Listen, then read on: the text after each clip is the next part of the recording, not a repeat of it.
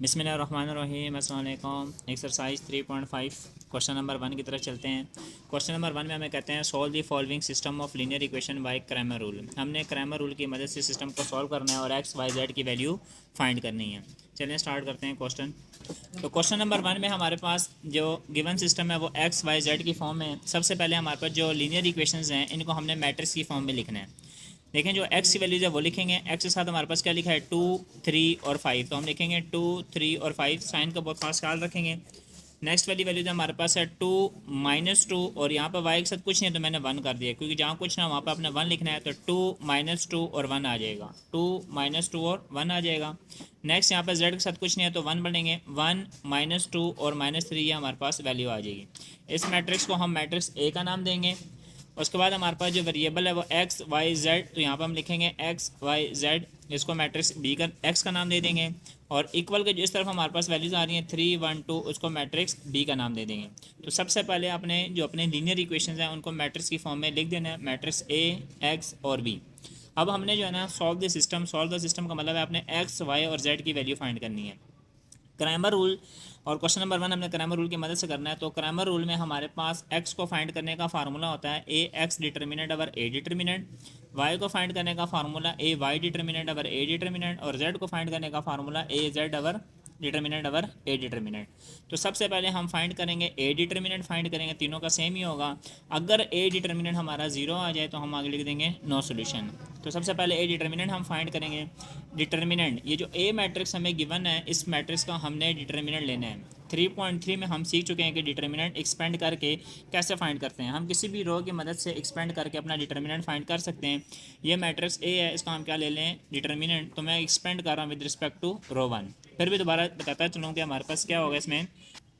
Expand with respect to रो 1 करते हैं। तो सबसे पहले हमारे पास रो 1 में 3 एलिमेंट है 2, 2 और 1। सबसे पहले 2 लिखेंगे। जब इस 2 को लिखेंगे तो हम इस फर्स्ट रो और फर्स्ट कॉलम को छोड़ देंगे, अपनी ये 4 एलिमेंट यहाँ पे लिख देंगे।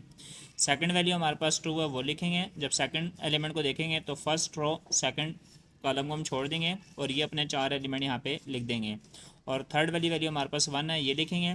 तो हम इस फर्स्ट रो और थर्ड कॉलम को छोड़ के अपने 3, -2, 5 और 1 अपने 4 एलिमेंट यहाँ पे लिख देंगे। पहली वैल्यू हमारे पास पॉजिटिव होती है, दूसरी वाली वैल्यू को हम यहाँ पर फार्मूले का माइनस आता है, और तीसरी वैल्यू भी हमारे पास क्या होती है पॉजिटिव होती है।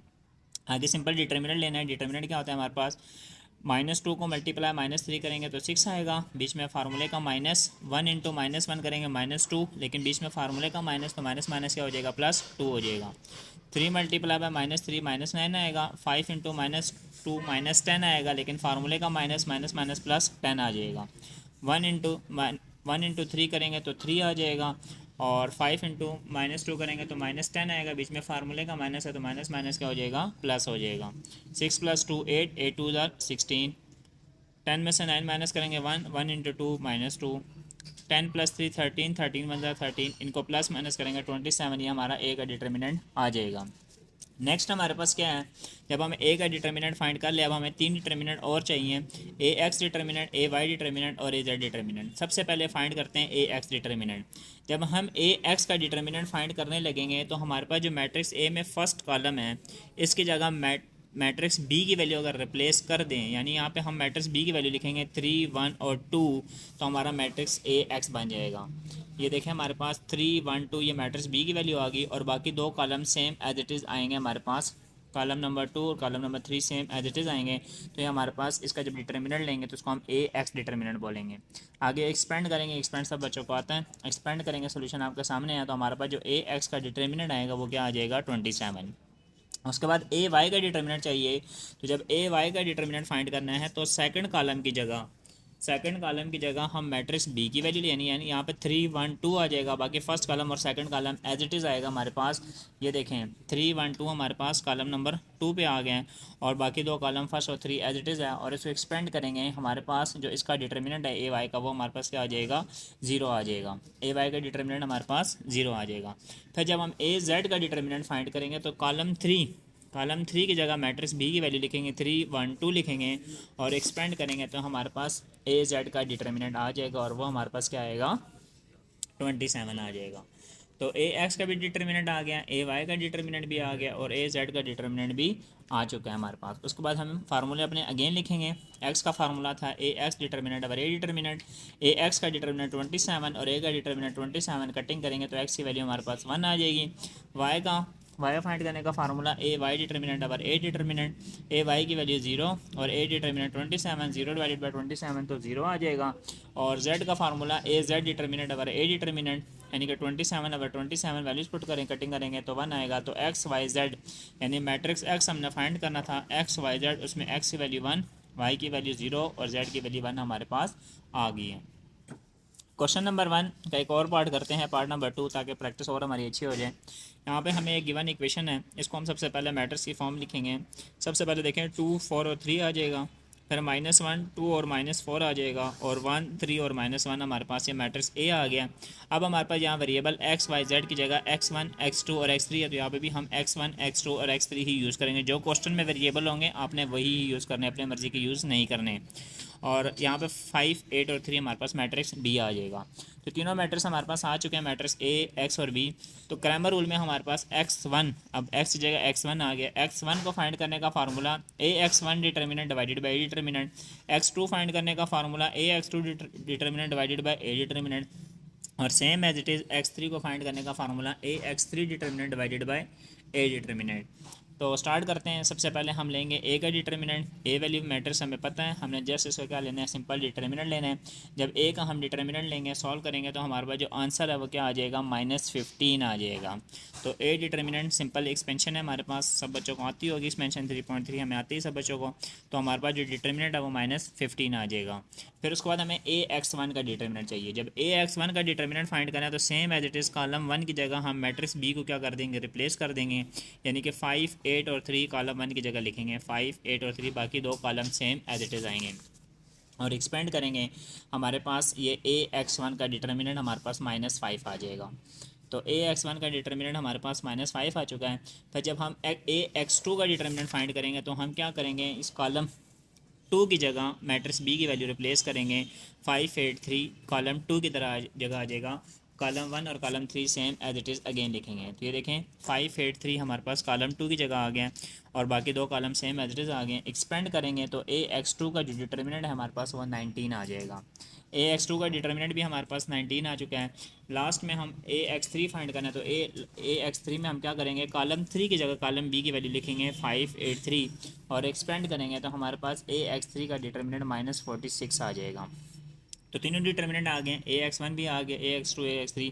मैंने फार्मूले लिखे हैं और फार्मूले में मैंने जस्ट क्या की, वैल्यूज़ पुट की। वैल्यूज़ पुट करने के बाद आपने सिंपल कटिंग करनी है तो आपको पास x1, x2 और x3 की वैल्यूज़ आ जाएगी। तो क्रैमर रूल सब बच्चों को यहाँ तक समझ आ जाना चाहिए। किसी बच्चों को मसला है तो वो कमेंट सेक्शन में पूछ सकते हैं।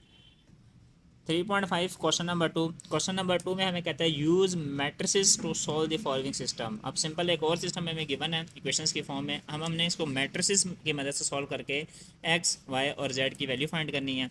तो इसमें हमारे पास क्या है, क्वेश्चन नंबर 2। सबसे पहले यहाँ पे भी हमने अपने क्वेश्चन को मैट्रिक्स की फॉर्म में लिखना है। यहाँ पे देखें हमारे पास x के साथ कुछ नहीं है तो 1 होगा, तो 1, 3। यहाँ पे x की वैल्यू नहीं लिखी, जब x की वैल्यू नहीं लिखी होगी तो वहाँ पर आपने 0 लिख देना है, उसकी जगह क्या लिख देना है, 0। तो आपके पास जो कॉलम 1 बनेगा वो क्या बनेगा, 1, 3 और 0 आ जाएगा। कॉलम 2 -2, 1 और 1 आ जाएगा। कॉलम 3 में आएगा 1, -2 और -1 आ जाएगा। साथ में एक्स, वाई, जेड क्योंकि वेरिएबल हमारे पास आ रहे हैं, मैट्रिक्स एक्स आ जाएगा और मैट्रिक्स बी में हम अपने इक्वल की तरफ वैल्यूज़ -1, 4 और 1 लिख देंगे। मैट्रिक्स इन्वर्जन मेथड या मैट्रिक्स मेथड में हमारे पास इस मैट्रिक्स एक्स को फाइंड करने का फार्मूला, यानी कि एक्स, वाई, जेड को फाइंड करने का मैट्रिक्स एक्स का फार्मूला है simple A inverse multiply by B. हमने क्या करना है, मैट्रिक्स ए हमें पता है, हमें इसका इन्वर्स चाहिए और मल्टीप्लाई बाय मैट्रिक्स बी से करेंगे तो हमारे पास जो एक्स मैट्रिक्स है उसकी वैल्यूज़ आ जाएंगी। अब बात आती है कि इन्वर्स कैसे फाइंड करते हैं। तो इन्वर्स फाइंड करने का सिंपल सा फार्मूला है adjoint of A divided by A determinant. Matrix A का डिटर्मिनेंट लेना है, डिटर्मिनेंट लेना हम सबको आता है, एक्सपेंड करना है, डिटर्मिनेंट आ जाएगा और फिर उसको 3×3 का एडजॉइंट लेना है। एडजॉइंट को डिटर्मिनेंट से डिवाइड करेंगे, इन्वर्स आ जाएगा, इन्वर्स को मैट्रिक्स बी से मल्टीप्लाई करेंगे तो एक्स मैट्रिक्स हमारे पास आ जाएगा।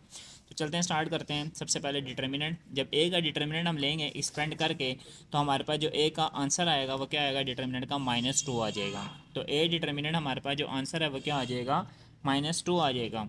अब हमारे पास जो मेन कंसेप्ट यहाँ पर बच्चों को समझाने वाला है वो एडजॉइंट है कि 3x3 का एडजॉइंट कैसे फाइंड करते हैं। तो 3x3 का एडजॉइंट फाइंड करने का सिंपल सा फार्मूला है, को फैक्टर ऑफ ए फाइंड करना है और उसका ट्रांसपोज लेना है, तो हमारे पास एडजॉइंट ऑफ ए 3x3 का आ जाएगा। अब को फैक्टर ऑफ ए कैसे फाइंड करते हैं, को फैक्टर ऑफ ए का ये पूरा एक मैट्रिक्स है हमारे पास, कैपिटल A11 A12 A13, इसमें 9 एलिमेंट है, ये 9 के 9 एलिमेंट हमने क्या करने हैं, फाइंड करने हैं। यहाँ पुट करेंगे, ट्रांसपोज लेंगे, हमारे पास एडजॉइंट आ जाएगा। तो सबसे पहले चलते हैं कि A11 कैसे फाइंड करते हैं। को फैक्टर ऑफ ए का फार्मूला है AIJ -1 की power I plus J MIJ, ये हमारे पास को फैक्टर का क्या है, हमारे पास फार्मूला है। अब हमने इसमें आपको पता होना चाहिए, I stand for row, J stand for column, A11 यानी कि फर्स्ट रो फर्स्ट कॉलम, तो I की जगह 1, J की जगह 1, यानी कि first row first column A11। तो यहाँ पे भी I की जगह 1, J की जगह 1 आ जाएगा, और यहाँ पे भी I की जगह 1 और J की जगह 1, यानी कि -1 1। अब हमारे पास क्या होगा, ये 1 + 1 क्या हो जाएगा 2, 2 इवन पावर है, माइनस क्या हो जाएगा प्लस, ये 1 आ जाएगा। माइनर किसका माइनर लेना है, 1 1 का, यानी कि फर्स्ट रो फर्स्ट कॉलम का हमने माइनर लेना है।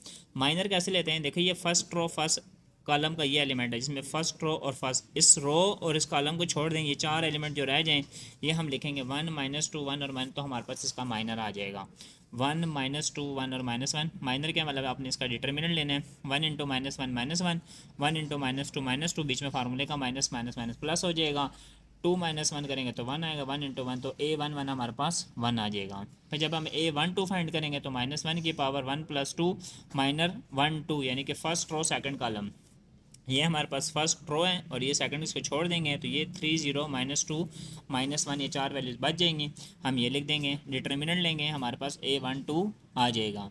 तो इस तरह करते करते आपने ये 9 के 9 एलिमेंट फाइंड करने हैं। इस तरह A12 आ गया है, फिर आगे A13 हम फाइंड करेंगे।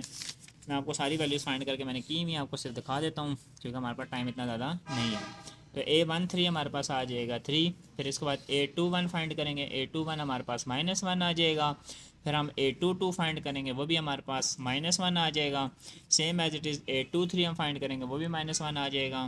फिर उसके बाद हमारे पास A31 हमारे पास 3 आ जाएगा, और उसके बाद A32 वो हमारे पास क्या आ जाएगा 5 आ जाएगा, और A33 हमारे पास क्या आ जाएगा 7 आ जाएगा। अब हमने अपनी सारी वैल्यूज़ फाइंड कर ली हैं। को फैक्टर ऑफ A11 की वैल्यू आई, यहाँ पुट कर दी, A12 की वैल्यू पुट कर दी, A13 की value, A21 A22 A23 A31 A32 और A33 सब की वैल्यूज हमने पुट कर ली, तो ये को फैक्टर ऑफ A हमारे पास आ गया है। अब हमने क्या करना है, इसका ट्रांसपोज लेना है। ट्रांसपोज क्या होता है, हमने रो को कॉलम में कर देना है, रो को कॉलम में, रो को कॉलम में चेंज कर देना है हमारे पास। जब ट्रांसपोज लेंगे तो हमारे पास एडजॉइंट ऑफ A आ जाएगा। अब इन्वर्स का फार्मूला लिखेंगे। इन्वर्स का फार्मूला हमारे पास क्या होता है, एडजॉइंट ऑफ A और A determinant. Adjoint of A ये हमारे पास है, और डिटर्मिनेंट हमने फाइंड किया था -2 आया था, -2 अंदर सबसे डिवाइड करेंगे तो हमारे पास A इन्वर्स आ जाएगा। -2 डिवाइड करने के बाद ये हमारा इन्वर्स आ गया। अब हमारे पास जो मैट्रिक्स एक्स फाइंड करने का फार्मूला था वो क्या था, A inverse multiply by B. A inverse की वैल्यू, ये मैट्रिक्स B की वैल्यू, इन दोनों को जस्ट क्या करना है, मल्टीप्लाई। मल्टीप्लाई कैसे करना है, फर्स्ट रो फर्स्ट कॉलम, पहले एलिमेंट को पहले के साथ, दूसरे वाले को दूसरे के साथ, तीसरे वाले को तीसरे के साथ, ये आपकी वैल्यूज आ गई हैं। फिर हमने क्या करना है, सेकंड रो फर्स्ट कॉलम, पहली वैल्यू को पहले के साथ, दूसरे वाले को दूसरे के साथ, तीसरे वाले को तीसरे के साथ, ये आपकी वैल्यूज आ जाएंगी। फिर third row third column, third row first column करेंगे, पहली वैल्यू को पहले के साथ, दूसरे को दूसरे के साथ, और थर्ड तीसरे को तीसरे के साथ। कैलकुलेटर की मदद से आप इनको प्लस माइनस करें, आपकी वैल्यू आएगी 2/2 2/2 और 0/2। कटिंग करेंगे तो 1 1 और 0, यानी x की वैल्यू 1, y की वैल्यू 1 और z की वैल्यू 0 आपके पास आ जाएगी। सिंपल आपकी मल्टीप्लिकेशन है, और आपके पास आपके जो रिक्वायर्ड वैल्यू है x y z वो आप फाइंड कर लेंगे। तो इस तरह हम इन्वर्स मेथड को कर सकते हैं। क्वेश्चन नंबर 3 में हमें कहते हैं solve the following system by reducing their augmented matrix to echelon form and reduce echelon form. ये भी हमारे पास सिंपल एक सिस्टम है। हमारे पास इक्वेशंस में हमें x1 x2 x3 की वैल्यू फाइंड करनी है, लेकिन एचेलॉन फॉर्म से एक दफ़ा सॉल्व करना है, एक दफ़ा रिड्यूस एचेलॉन फॉर्म से करना है इस क्वेश्चन को। सबसे पहले मैं आपको बताता हूँ एचेलॉन फॉर्म क्या होती है। एचेलॉन फॉर्म में हमारे पास क्या होना चाहिए कि मैट्रिक्स के डायगोनल पे हमारे पास 1 1 होना चाहिए, और इसके नीचे सारी वैल्यू हमारे पास क्या हो 0 हो, जिसको एचेलॉन फॉर्म कहते हैं। और रिड्यूस एचेलॉन फॉर्म में क्या कहते हैं कि डायगोनल पे 1 1 हो, उसके नीचे वाली वैल्यू भी सारी 0, ऊपर वाली वैल्यू भी सारी 0, उसको हम रिड्यूस एचेलॉन फॉर्म कहते हैं। रिड्यूस एचेलॉन फॉर्म में हमारे पास ये वाला सीन बनेगा कि डायगोनल पे 1 1 हो, ऊपर भी सारी वैल्यू 0, नीचे भी सारी 0। चलते हैं क्वेश्चन नंबर 3 के पार्ट 1 की तरफ। क्वेश्चन नंबर 3 के पार्ट 1 में हमारे पास क्या है कि हमें सिस्टम इक्वेशंस दी हुई हैं, हमने इसको सॉल्व करना है पहले एचेलॉन फॉर्म से, लेकिन किस मैट्रिक्स की मदद से, ऑगमेंटेड मैट्रिक्स की मदद से। ऑगमेंटेड मैट्रिक्स कैसे लिखते हैं, आपके पास जो इक्वेशन है आपने नॉर्मल उसी फॉर्म में आपने इसको लिख देना है। जिस तरह x1 के साथ 1 2 5 आपने लिख देना, 1 2 5 -2 3 -4 लिख देना आपने, -2 1 -3 आपने लिख देना है। उसके बाद आपने डॉट डालने हैं, स्ट्रेट लाइंस के डॉट्स डालने हैं और मैट्रिक्स बी की जो वैल्यू है वो आपने लिख देनी है, यानी कि -1 1 और 1। और इसको हम कहते हैं ऑगमेंटेड मैट्रिक्स। क्या कहते हैं इसको? अब ये जो ऑगमेंटेड मैट्रिक्स है इसको हमने पहले सॉल्व करना है एचेलॉन फॉर्म से, फिर इसको सॉल्व करना है रिड्यूस एचेलॉन फॉर्म से। एचेलॉन फॉर्म में क्या है, डायगोनल पे 1 1 होना चाहिए, नीचे वाली क्या होनी चाहिए 0। अब इसकी ट्रिक बताता हूँ आपने करना कैसे है। सबसे पहले ये 1 होना चाहिए, इस 1 की मदद से नीचे वाली वैल्यू 0 करेंगे, फिर इसको 1 बनाएंगे, इसको 0 करेंगे, फिर लास्ट में इसको 1 बनाएंगे। यानी कि 3-4 स्टेप में हमारा क्वेश्चन क्या होना चाहिए, कंप्लीट होना चाहिए। तो यहाँ पे पहला स्टेप हमारा हुआ है, यहाँ पे 1 पहले से बना हुआ है, इस 1 की मदद से हमने इन दोनों को क्या करना है 0। ये जो स्टेप इन पे होगा इन पूरे रो पे होगा, ये याद रखना है आपने, ठीक है। तो सबसे पहले मैं सपोज को मैंने इस 2 को 0 करना है। अब इस 2 को जो मैंने 0 करना है, आपने कौन सी रो है आपने इसको देखना है। ये रो नंबर हमारे पास 2 है तो आपने लिखना है रो 2। अब इसमें क्या लिखा हुआ है +2 में मैं -2 करूँगा तो 0 आएगा। किसकी मदद से करना है, रो 1 की मदद से। तो ये अब क्या बन गया हमारे पास कि रो 1 को -2 से मल्टीप्लाई करते जाना है, रो 2 में ऐड करते जाना है। रो 1 को -2 से मल्टीप्लाई करना है, इन सबको -2 से मल्टीप्लाई करना, 1 × -2 -2 + 2 आंसर क्या आएगा, देखें आपका 0 आ गया। -2 × -2 हमारे पास 4 आएगा, 4 + 3 क्या आ जाएगा 7 आ जाएगा। -2 × -2 क्या आ जाएगा 4, 4 + 1 क्या आ जाएगा 5। यानी कि रो 1 को -2 से मल्टीप्लाई करना है और रो 2 में ऐड करना है। -2 × -1 2 आ जाएगा, 2 + 1 हमारे पास 3 आ जाएगा। तो देखिए हमारे पास ये 0 बन चुके हैं। अब हमने इसको 0 करना है। ये कौन सी रो है, थर्ड रो, आपने रो 3 लिख देना है। इसमें क्या लिखा हुआ है +5 में हम -5 करेंगे तो 0 आएगा। किसकी मदद से, रो 1 की मदद से। यानी आपने अपने रो 1 को -5 से मल्टीप्लाई करते जाना है, रो 3 में ऐड करते जाना है। 1 × -5 -5 -5 + 5 0 आ गया। -2 × -5 10 आ जाएगा, 10 - 4 6 आ जाएगा। -2 × -5 10 आ जाएगा, 10 - 3 करेंगे 7 आ जाएगा। -1 × -5 5 आ जाएगा, 5 + 1 हमारे पास क्या आ जाएगा 6 आ जाएगा। तो 1 की मदद से इनको मैंने क्या कर दिया 0 कर दिए। अब नेक्स्ट हमने क्या करना है, इस 7 को 1 बनाना है। 1 बनाने के 2 तरीके हैं, या तो पूरी रो को 7 से डिवाइड कर दें, या एक और तरीका किसी तरह इस नीचे वाली वैल्यू की वजह से अगर हम इसको 1 बना सकें। ये 7 है, ये 6 है, अगर 7 में से 6 माइनस करें तो क्या आता है हमारे पास 1। तो आप क्या करें, रो 2 में से रो 3 को क्या करें माइनस करें। रो 1 आपके एज इट इज़ आ जाएगी, फिर रो 2 में से रो 3 को माइनस करना है। 0 - 0 तो 0 आ जाएगा। 7 में से 6 माइनस करेंगे 1 आ जाएगा। 5 में से 7 माइनस करेंगे -2 आएगा। 3 में से 6 माइनस करेंगे तो -3 आ जाएगा, और रो 3 आपकी सेम एज इट इज़ आ जाएगी।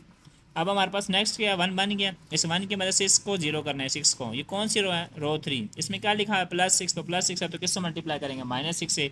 किसकी मदद से, रो 2 की मदद से। अब आपने क्या करना है, रो 2 को -6 से मल्टीप्लाई करते जाना है, रो 3 में ऐड करते जाना है। -6 से मल्टीप्लाई करना है इन सबको। 0 मल्टीप्लाई बाय -6 0, 0 + 0 देखा आपके पास 0 आ जाएगा। 1 × -6 -6 + 6 क्या आ जाएगा 0। -2 × -6 करेंगे तो 12 आ जाएगा, 12 + 7 19। -3 × -6 करेंगे तो 18, 18 + 6 करेंगे तो 24 आ जाएगा आपके पास। अब लास्ट स्टेप हमारे पास क्या है, यहाँ पे हमें 1 बनाना है। तो 1 बनाने के लिए क्या करेंगे, रो 3 को हम 19 से डिवाइड करेंगे। 19 से जब रो 3 को डिवाइड करेंगे तो ये 1 आ जाएगा, और ये 24 और 19 आ जाएगा। तो ये हमारे पास एचेलॉन फॉर्म बन गई है। डायगोनल पे 1 1 और नीचे वाली सारी वैल्यूज 0 आ गई हैं। अब इस जो एचेलॉन फॉर्म हमारे पास आ गई है, इसको आपने वापस इक्वेशंस की फॉर्म में लिख लेना है। इक्वेशन की फॉर्म में कैसे लिखेंगे, हमारे पास क्वेश्चन x1 x2 और x3 की वैल्यूज़ की फॉर्म में है। तो इसके साथ हम लिखेंगे x1, इसके साथ लिखेंगे x2, इसके साथ लिखेंगे x3 इक्वल टू क्या हमारे पास -1। यहाँ पे x1 वाली वैल्यू नहीं है तो x2 से स्टार्ट करेंगे। x2 -2 x3 equal to -3। यहाँ पे x1 भी नहीं है, x2 भी नहीं है, डायरेक्ट x3 की वैल्यू, x3 किसकी इक्वल आ जाएगा 24 और 19 के इक्वल आ जाएगा। ये 3 इक्वेशन आ गई, इसमें से x1 x2 x3 फाइंड करना है। तो x3 की वैल्यू आ गई, ये x3 की वैल्यू मैं इक्वेशन 2 में पुट करूँगा, डायरेक्ट x3 की वैल्यू यहाँ पुट करूँगा तो x2 की वैल्यू आ जाएगी। x2 और x3 दोनों वैल्यू यहाँ पुट करूँगा तो हमारे पास किसकी वैल्यू आ जाएगी, x1 की वैल्यू आ जाएगी। अब देखें हमें x3 की वैल्यू पता है, ये x3 की वैल्यू मैं इक्वेशन नंबर 2 में यहाँ पर पुट करने लगा हूँ। ये -2 x3 उधर जाके हो जाएगा +2 x3। ये इक्वेशन नंबर 2 थी हमारे पास। ये -2 x3 उधर जाके हो जाएगा +2 x3, और x3 की वैल्यू मैंने 24 और 19 यहाँ पुट कर दी है। 2 अंदर मल्टीप्लाई किया, एलसीएम लिया तो हमारे पास x2 की वैल्यू -9 और 19 आ गई है। अब x2 की वैल्यू भी आ गई, x3 की वैल्यू भी आ गई। इक्वेशन नंबर 1 मैंने लिखी, इक्वेशन नंबर 1 में मुझे x1 चाहिए, तो ये दोनों माइनस उधर जाके हो जाएगी प्लस हो जाएंगी वैल्यू। इसमें x2 और x3 की वैल्यू पुट कर देंगे, एलसीएम लेंगे। हमारे पास जो x1 की वैल्यू है हमारे पास 11/19, यहाँ तक हमारे पास अगर पेपर में आ जाए solve the following system augmented matrix by echelon form, तो यहाँ तक आपने क्वेश्चन अपना छोड़ देना, यहाँ तक आपका क्वेश्चन कंप्लीट हो जाएगा अगर सिर्फ एचेलॉन फॉर्म है। तो पेपर में या एचेलॉन फॉर्म आता है या रिड्यूस एचेलॉन, दोनों एक साथ नहीं आते हैं। लेकिन अभी जो हमारे पास क्वेश्चन नंबर 3 है उसमें एचेलॉन फॉर्म और रिड्यूस एचेलॉन दोनों मांगे, तो हमने रिड्यूस एचेलॉन फॉर्म भी कंटिन्यू करना है। तो रिड्यूस एचेलॉन फॉर्म करने के लिए मैंने क्या कहा था कि हमारे पास डायगोनल पे 1 1 होना चाहिए और ऊपर नीचे सब वैल्यू 0 होनी चाहिए। तो यहाँ तक तो देखो हमारा ये क्वेश्चन सिंप्लीफाई हुआ, मैं यहीं से आगे कंटिन्यू करूँगा। तो मैं जब रिड्यूस एचेलॉन फॉर्म की हेडिंग दूंगा और तो मैं इक्वेशन अपना वहीं से आगे करूँगा, यानी कि डायगोनल पे मेरा 1 1 नीचे 0 बना हुआ है, मैंने सिर्फ ऊपर वाली वैल्यूज़ को 0 करना है। सबसे पहले मैंने इस 1 की मदद से इस -2 को 0 करना है। तो ये कौन सी रो है हमारे पास, रो 1, इसमें क्या है -2, तो क्या करूँगा +2, किसकी मदद से, रो 2 की मदद से। तो हम रो 2 को 2 से मल्टीप्लाई करते जाएंगे, रो 1 में ऐड करते जाएंगे। इस पूरी रो को 2 से मल्टीप्लाई करें, 0 × 2 0, 0 + 1 देखिए 1 आ गया, 1 × 2 2, 2 - 2 0 आ जाएगा, -2 × 2 -4 आएगा, -4 - 2 -6 आ जाएगा, -3 × 2 -6 -6 -1 -7 आ जाएगा। बाकी रो 2 रो 3 सेम एज इट इज़ आएंगे। अब हमारे पास फाइनल स्टेप है, इस 1 की मदद से इन दोनों वैल्यूज़ को क्या करना है, हमने 0 करना है। तो क्या करेंगे, सबसे पहले ये लिखेंगे, ये रो 1 है, इसमें क्या है -6, तो क्या करेंगे +6, किसकी मदद से, रो 3 की मदद से। यानी कि रो 3 को 6 से मल्टीप्लाई करते जाएं, ऐड करते जाएं, तो आपकी ये वाली वैल्यूज आ जाएंगी। फिर ये क्या लिखा है हमारे पास, रो 2 चेंज करना है, इसमें क्या है -2, तो -2 में क्या करूँ, +2 करूँगा तो 0 आएगा, किसकी मदद से, रो 3। यानी कि रो 3 को इस पूरी रो को 2 से मल्टीप्लाई करते जाओ, रो 2 में ऐड करते जाओ, तो आपके देखिए वैल्यू 0 हो जाएगी और ये आपकी रिक्वायर्ड फॉर्म आएगी। कैलकुलेटर की मदद से सॉल्व करेंगे तो हमारे पास x1 की वैल्यू क्या आ गई, 11/19। इसमें देखो x2 है, तो x2 की वैल्यू आ जाएगी -9/19। इसमें सिर्फ x3 लास्ट वाली वैल्यू है, तो ये 24/19 आ जाएगी। तो आप एचेलॉन फॉर्म से करें या रिड्यूस एचेलॉन फॉर्म से करें, देखें दोनों से आपका आंसर क्या आएगा, हमेशा सेम आएगा। और अगर पेपर में सिर्फ रिड्यूस एचेलॉन फॉर्म आ जाए तो आपने अपना क्वेश्चन यहीं से आगे, मतलब जहाँ तक हमने पहले कर दिया था उससे आगे आपने कंटिन्यू करके इसको क्या कर देना है, कंप्लीट कर देना है। तो आपका क्वेश्चन क्या हो जाएगा, यहाँ तक कंप्लीट हो जाएगा। एक और क्वेश्चन करते हैं एचेलॉन रिड्यूस एचेलॉन फॉर्म वाला, क्वेश्चन नंबर 3 पार्ट 2। इसको भी हम एचेलॉन और रिड्यूस एचेलॉन फॉर्म से करेंगे। सबसे पहले हमारे पास जो गिवन सिस्टम है इसको मैंने ऑगमेंटेड मैट्रिक्स की फॉर्म में लिख दिया है, यानी कि एक्स के साथ कुछ नहीं है तो 1 1 2 2 लिख दिया मैंने, 2 1 3 लिख दिया है, 1 2 -1 लिख दिया और यहाँ पे अपना जो मैट्रिक्स बी की है उसकी वैल्यू लिख दी है। सबसे पहले करने लगे एचेलॉन फॉर्म से। तो एचेलॉन फॉर्म में हमारे पास क्या होता है, सबसे पहले 1 होना चाहिए, 1 है, इस 1 के बाद इन दोनों क्या करना है, 0 करके फिर यहाँ पर 1 बनाएंगे, फिर इसको 0, फिर इसको 1 बनाएंगे। तो सबसे पहले इस 1 की मदद से इन दोनों को 0 करते हैं, इसको हमने 0 करना है। ये कौन सी रो है हमारे पास, रो 2। इसमें क्या लिखा हुआ है +2, तो +2 में -2 करूँगा तो 0 आएगा, लेकिन किसकी मदद से, रो 1। पूरे रो 1 को आपने -2 से मल्टीप्लाई करते जाना है, रो 2 में ऐड करते जाना है। 1 मल्टीप्लाई बाय -2 -2 + 2 क्या आ जाएगा, 0। 2 मल्टीप्लाई बाय -2 -4 -4 + 1 -3।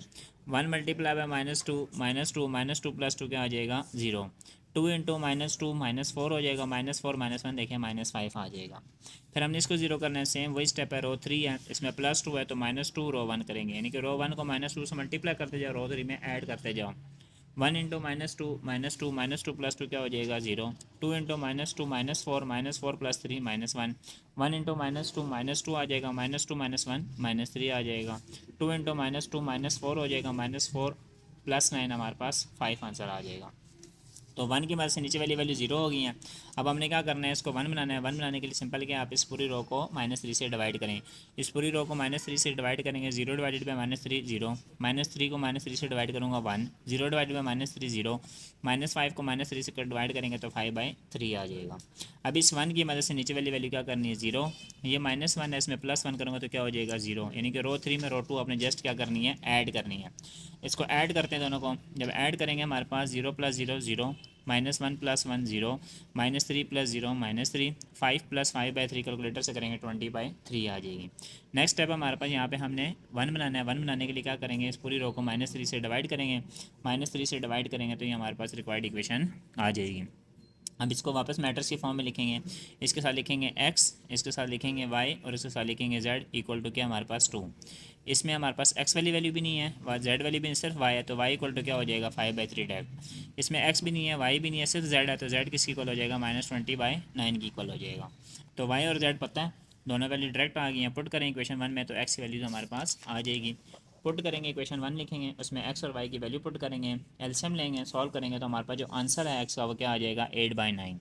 तो हमने एचएलएन फॉर्म से इस क्वेश्चन को कंप्लीट कर लिया। अब वापस हम उसी यहाँ से स्टार्ट करेंगे क्योंकि मैंने डायगोनल पे भी 1 1 बना लिया है, नीचे वाली वैल्यू 0 हो गई हैं, सिर्फ ऊपर वालों को 0 करना है तो क्वेश्चन यहीं से ऑनवर्ड में कंटिन्यू करूँगा।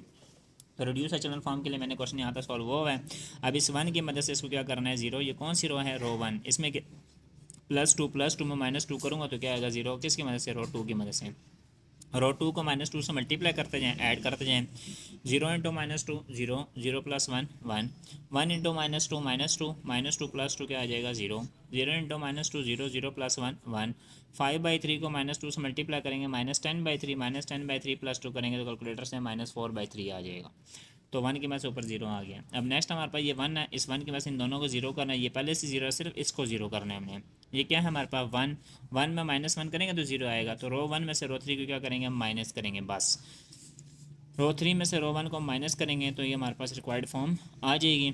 अब इसमें x1 सिर्फ x रह गया तो x की वैल्यू क्या होगी 8/9, इसमें सिर्फ क्या है y है, सेकंड वैल्यू x y और z, तो इसमें y की वैल्यू y किसकी इक्वल है 5/3, इसमें सिर्फ z है, z किसकी इक्वल होगा -20/9, तो x y z तीनों की वैल्यू हमारे पास आ गई।